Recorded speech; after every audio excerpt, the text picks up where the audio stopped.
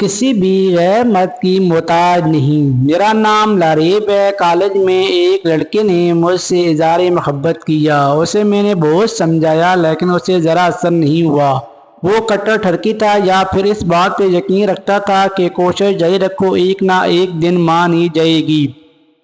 میں اس کی باتیں سن کر ہنستی تھی، وہ دل میں خوش ہوتا تھا۔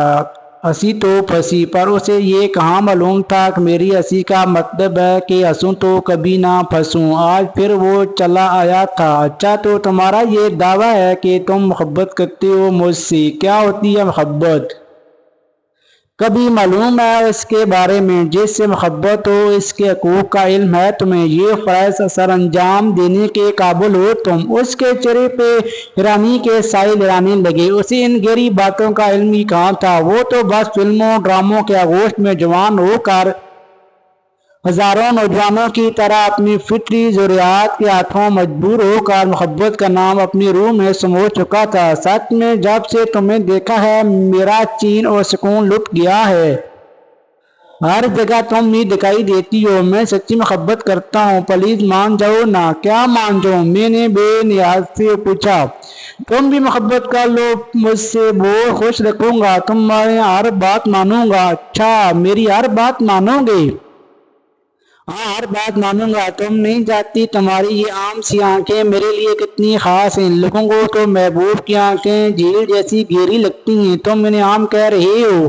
آپ نے خود ہی تو کہا تھا بناوٹی باتیں آپ کو پسند نہیں، یہ سب جھوٹی تعریفیں ہوتی ہیں، اس لیے سچ بتا رہا ہوں۔ چاہے یہ آنکھیں عام سی ہوں پر میرے لیے تو خاص ہیں۔ خاص کیوں ہیں؟ وجہ بتاؤ۔ کیونکہ ان سے جان ٹپتی ہے۔ جب آپ کے لب پھول برساتے ہیں تب یہ بھی پورا ساتھ دیتی ہیں، ایسا لگتا ہے جیسے یہ بھی بول رہی ہوں او تو محبت کی پہلی سیڑھی چڑھ ہی گئے ہو تم۔ اچھا بتاؤ میری ہر بات مانو گے؟ ہاں ہر بات۔ تو پھر میری محبت اپنے دل سے نکال دو۔ اگر تم سچی محبت کرتے ہو مجھ سے تو میری یہ بات بھی مانو گے؟ اس کی آنکھوں میں پانی جمع ہونے لگا تھا، جیسے اندر ہی اندر جذب کرنے کی وہ ناکام کوشش کر رہا تھا۔ ٹھیک ہے، آئندہ آپ نہیں دیکھو گی مجھے، یہ کہہ کر وہ خاموشی سے چلا گیا، اس لیے کہ وہ مجھے یقین دلانا چاہتا تھا کہ واقعی ہی مجھ سے سچی محبت کرتا ہے۔ میرے لبوں پر مسکراہٹ پھیل گئی۔ میں نے دل میں سوچا کہ تم مجھے بیوقوف نہیں بنا سکتے۔ کافی دن گزر گئے، اس نے مجھ سے کوئی بات نہیں کی، کوئی کال نہ میسج۔ پھر ایک دن وہ خود ہی میرے پاس چلا آیا۔ میں نے تمہاری محبت اپنے دل سے نکال دی ہے، اب تم میرے لیے ایک عام عورت ہو۔ لفظ عورت سن کر میں کھلکھلا کر ہنس پڑی۔ پتہ میری محبت کیوں نکلی ہے تمہارے دل سے؟ کیونکہ محبت کبھی تھی ہی نہیں، محبت کبھی دل سے نکلتی ہی نہیں۔ شخصیت سچی ہو محبوب کے ساتھ حقیقی پل تو دور کی بات، کبھی خیالوں میں بھی اس کا ہاتھ تک پکڑنا نصیب نہ ہو، نہ ہی وہ شدتوں کو جانتا ہو، پھر بھی دل سے محبت نہیں نکلتی۔ وہ شرمندہ سا ہوا۔ تمہیں کیا پتا میں کتنا رویا ہوں، کتنی راتیں جا کر گزاری ہیں، کتنا سوچا ہے۔ پھر میں نے خود کو سمجھایا ہے کہ میں تمہاری بات مانوں گا، فریادی بن کر اب نہیں آؤں گا، اس لیے کہہ رہا ہوں محبت ختم ہوگی، چاہیے تو ویسے بھی تمہارے ساتھ نہیں ہو سکتی۔ کیوں؟ مجھے خارش ہے۔ میری رگیں مزاج پھڑک اٹھیں۔ میں ہنستے ہوئے اس نے بتایا کہ ہمارے خاندان والے برادری سے باہر شادی نہیں کرتے، تو کیا تمہارے خاندان والے برادری سے باہر محبت کر لیتے ہیں؟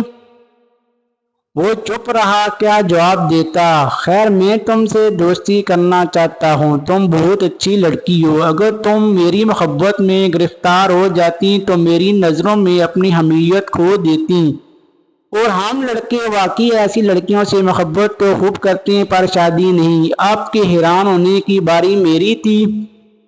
میری پلاننگ کامیاب ہوئی تھی، وہ سچ مان رہا تھا، پر میں اس کی دوسری چال بھی سمجھ گئی۔ مردوں کو بس کنیکشن چاہیے ہوتا ہے، چاہے ذہنی ہو چاہے جسمانی۔ جب اسے یقین ہو گیا کہ میں واقعی ہاتھ آنے والی نہیں تو اس نے دوستی کا ہاتھ بڑھایا اور میرے ساتھ باتوں سے ذہنی تسکین چاہتا تھا، وقت اچھا گزارنا چاہتا تھا۔ اچھا دوستی کر کے کیا کریں گے؟ اچھا دوست کیسے ہوتے ہیں؟ میں نے اس سے پوچھا۔ ہم اپنی ہر بات ایک دوسرے سے شیئر کیا کریں گے، میں آپ کو گفٹ دیا کروں گا، اکٹھے شاپنگ پر جائیں گے، خوب گھومیں گے پھریں گے، خوابیں اڑائیں گے اور دکھ سکھ کے ساتھی بالکل اچھے دوست بنیں گے، ہمیشہ ساتھ رہنے والے۔ محبت کی جگہ اب دوستی کا لفظ آ گیا تھا، مگر ترجیحات و مقاصد و معاملات وہی تھے۔ ایک لڑکا لڑکی کبھی دوست نہیں ہو سکتے، ہاں کلاس فیلو ہو سکتے ہیں جب اسٹڈی ختم ہوئی، رابطے ختم، لیکن دوستی تو وہ ہوتی ہے جو مستقل رہی۔ محبت تم نہیں کرتی، دوستی پر تمہیں اعتراض ہے، اچھا منہ بولی بہن بن جاؤ۔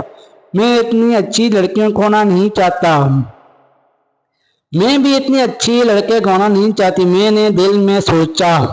یہ اس کا آخری حربہ تھا، محبت اور دوستی میں دانا نہ اگلنا تو منہ بولی بہن۔ اچھا بھائی بہن بن کے کیا ہوگا؟ میں نے پوچھا۔ دونوں ساتھ وقت گزارا کریں گے، اپنی ہر بات بتایا کریں گے، صبح صبح گھٹے سیر کو جایا کریں گے، جوگنگ کریں گے، ٹینس کھیلیں گے، بہت خوش رہیں گے دونوں۔ یہ زندگی بورنگ نہیں لگتی تمہیں جو گزار رہی ہو؟